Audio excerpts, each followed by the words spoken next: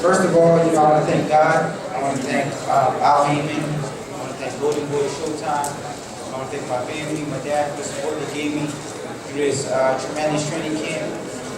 And we had a game plan. We stuck to it. And, we worked hard tremendously for 10 weeks. And I knew if I just stood focused, don't let them get in my head, tunnel vision. And that's what I brought to this fight. I stood disciplined. I got the job done. I'm happy the fans enjoyed the fight. And until the next one, you guys know what I bring to the table. A lot of hard work, a lot of speed, a lot of power, and still WBC, WBA, every magazine, super lightweight champion of the world, Garcia. Thank you all. I had to admit, you picked Danny, and I said I'm going to point you out at the post-fight press conference, and here I am pointing you out. Thank you. Thank you very much. Danny, a couple things. First of all, you kind of started slow and your dad yelled at you and said, wake up, basically what was going on in the early rounds? It just seemed like, you weren't the way you were in the last round. I knew I had 12 rounds to work with. I didn't want to go in there and shoot everything I had in the first 6 rounds because I know he's dangerous in the early rounds. He's a strong puncher, so I knew if I just use my legs a little bit, make him miss, and I'll get him at the end. And I know, you fought a fight 2 weights below where Floyd was, but do you feel like you did enough in your performance tonight to see yourself matching with Floyd the next time out? I really don't know. At the end of the day, I'm just a fighter that comes to fight with a big heart, and I come to give the fans what they want. And Golden Boy, Al Heyman, and them guys want that, then I'll do it. But it is what it is. 2 other questions then, Danny. How good did it feel to get the knockdown? Because everybody was saying, Lucas was such a hard puncher, was going to blow you out, and here you knocked him down, and he never hurt you. He seriously hurt you. See, I faced adversity before. That's the difference between me and him. He's a great fighter. I take nothing away from him, but he's never faced adversity. He's never been cut late in a fight. He's never been 12 hard rounds with a legend. I've been in there with a lot of technical fighters who can really fight and hit me with good shots, and I sucked it up. I faced adversity before, and I knew if I took him late in the fight that I'll get him. And then lastly, Angel, can I ask you, how do you think Danny would match up if he fought Floyd? Floyd had a great performance tonight. If that were to be the next fight for Danny, how do you think he would do? Well, first of all, I want to thank God for God giving Danny all the power in the world. Because without him, Danny wouldn't be here, I wouldn't be here. Well, if that was to happen, I'll call it the Holy War. It will be a holy war because it'd be 2 gifted fighters, spiritual fighters, that God put in His plan to fight. Blessed fighter, because Floyd is blessed, Danny's blessed. He just still got to, prove himself to you guys. That's it. Because people still doubting the champion of the world, and still champion of the world. God bless you. Danny, right here.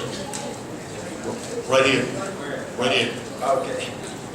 Danny. All right. My bad. You ready to talk? Danny, you fought some good punchers before, and he hit you, several hard shots. You took them very well. How would you rate his power? And did at any time that you feel any of those punches? I mean, he's a strong puncher, no doubt about it, but somebody's only strong if you let him be strong. And a lot of the punches he caught me with, I was pulling my head back a little bit, I was blocking a little bit, so I never really felt his power. I mean, he's a strong puncher. I felt his aggressiveness, but he never really hurt me in the fight. And it seemed like the first couple of rounds were really close. He was putting a lot of pressure on you, and the tide seemed to change around the 6th when you closed his eye. At that point, you seemed like you got a boost, and you were putting your combinations together. You were starting to tee off on him a little bit. When you saw the eye close, did that just say, I got to really put it on this guy? Like right there, it was in my head. I was like, before the fight, I was like, this guy's never faced adversity. He's never been cut. He's never been hurt. And that was my game plan to go in there, to cut his eye, to make his eye swollen, knock him down. I did both things, and that's what a true champion does. Danny, right here. What next for you? Who do you want to face? I just want to go home, take some time off, and let my body recuperate. I had, a tough camp. And like I said before, whatever Richard wants, whatever Al Heyman wants, then we do. I'm just a fighter. My job is to fight and give the fans a great fight. Danny, to your left, do you remember exactly which shot it was that began closing his eye, when you realized that, and how much that changed your strategy? I think it was a jab. It was the jab. I hit him with a jab, and I saw him blinking his eye. And then about 45 seconds later, his eye was closed. So I just kept working. Danny, right here. Right here. Next to Shorty right here. You said this is going to be your last fight at 140. Is that because you feel like you've cleaned out the division and you wouldn't be as motivated to stay here and be the champion? No, I'm always motivated. I'm a self-motivated person. Nobody has to wait me up until I'm beating. I know what I'm doing. But hey, I beat the best fighters at 140. What else you want me to do? I beat everybody at 140. I beat 2 guys I wasn't supposed to beat. And I beat them in fashion.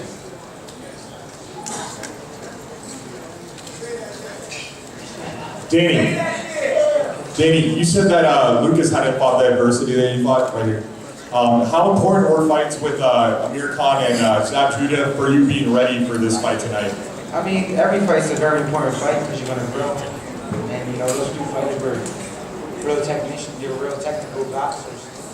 So I feel like every fight to this fight led me to this fight. And the experience, like I said before, I'm only 25, but that was my 5th championship fight. I'm starting to feel like a young veteran. Hey, Danny, did the fact that everyone was picking Matthysse to knock you out, did that inspire you at all tonight? Nah, because at the end of the day, I had tunnel vision. I don't really pay attention to the media. I don't really care what people say about me. I know what I can do. My dad knows what I can do. He believes in me.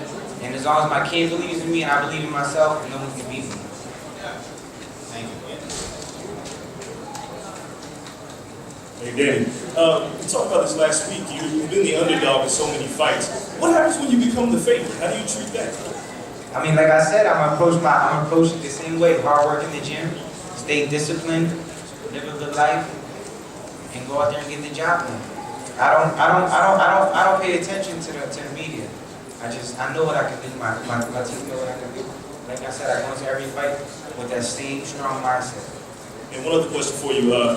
Earlier you talked about making Lucas respect your power. Do you think you made him respect your power in the early rounds? I made him think out of that. A lot of people didn't think I could move the way I was moving in there. I thought the Philadelphia I was moving in there. So, a lot of people thought I was a flat-footed fighter. I was slow, and he was just going to be able to go in there and knock me out. But, I had to show what my knee was about. I got a question for Angel. Angel, right here. In boxing, father-son, trainer relationships aren't always, don't always work. You guys have been through the fire in a lot of your fights, and going back to the Amir Khan fight in the 2nd round where you really got engaged and real. What is it about your relationship as a father and a trainer that works? Well, the first thing is love is too strong. I love Danny so much. People don't understand that. I love the hell out of Danny. What you want me to say? It's my son. I love all my children. There is no listen.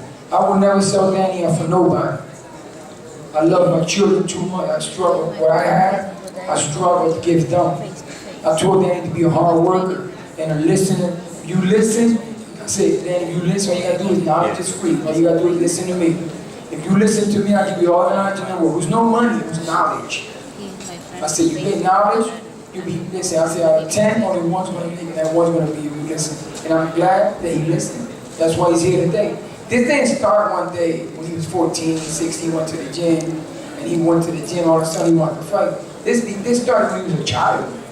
This was a dream. Nobody believed this. This didn't just start. People say, oh, well, you don't know how to train. Listen, I'm the most underrated trainer there is, and he's the most underrated fighter there is. And you guys still ain't gonna give him credit, but it doesn't matter to us, but we still undefeated.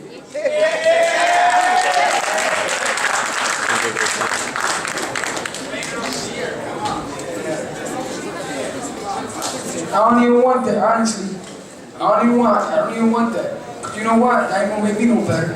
Give me some millions.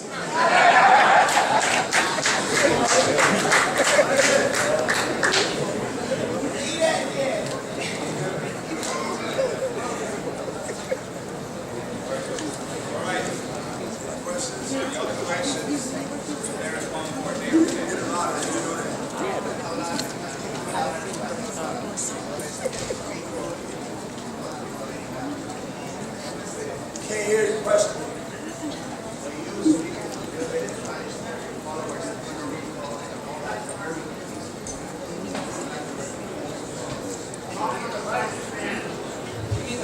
Can't hear him. What's the question before? Oh, you get the mic, can't hear him.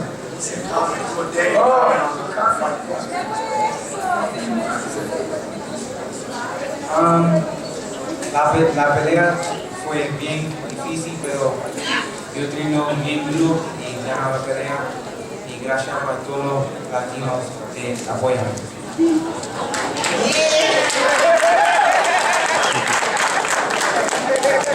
Philly region.